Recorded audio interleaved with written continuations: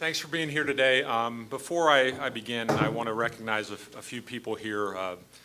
Vinny's family is here. His wife, Lynn, his mom and dad, Peg and Vin, his mother-in-law, Carol, his two sisters here, Teresa and Nina, and his nephew, Bobby. So I welcome to Chicago.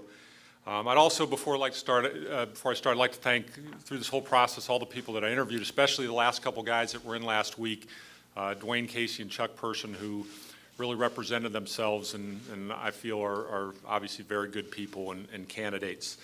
I'd also like to recognize Gar Foreman for his role in this process. Gar is a guy that is our Director of Player Personnel, works behind the scenes a lot, but has been invaluable to me through this process and a lot of things that we do. He sat in just about every interview and really was instrumental in getting this, coming to this point. And finally, Jerry Reinsdorf, who is here today. He was able to introduce Vinny to our staff here at the United Center today. Jerry's obviously his support for this organization and me in particular has been, obviously very positive.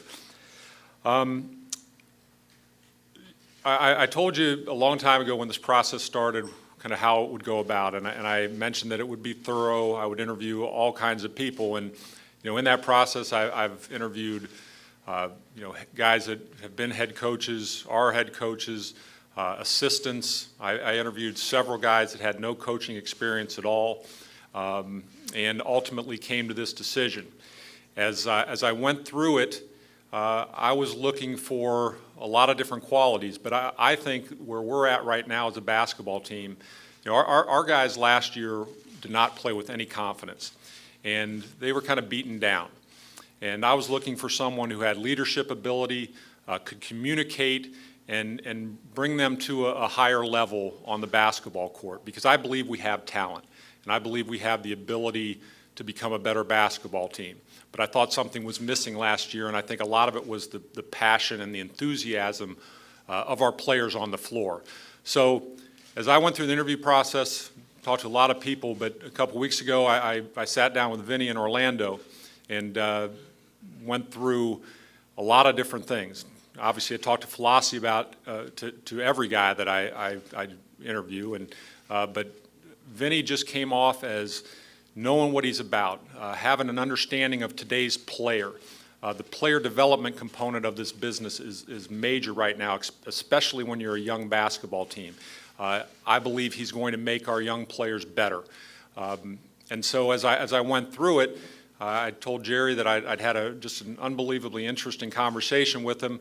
We decided to bring him in and sitting down with Jerry, Gar, and Mike Reinsdorf, obviously the thing went very well, and we decided to go ahead and do this and offer Vinny the job.